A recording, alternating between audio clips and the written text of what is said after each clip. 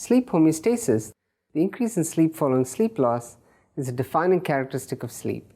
Sleep deprivation and sleep restriction are thus powerful tools to study sleep regulation and function. This protocol efficiently sleep deprives and sleep restricts flies while minimizing potential confounds. The SNAP deprives flies of greater than 95% of sleep, even in flies with high sleep drive.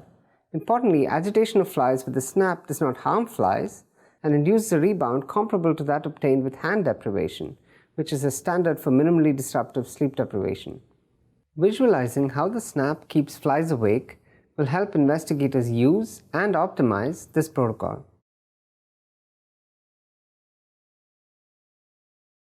Begin by collecting enclosing flies into vials, separating males and females.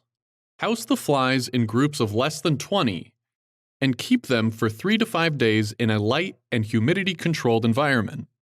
Prepare an appropriate number of tubes with fly food at one end and seal the end with wax. Individually place awake behaving flies into the tubes using an aspirator and plug the tubes with a foam stopper. Load the tubes into activity monitors to monitor sleep, making sure that the tubes are placed in the correct orientation.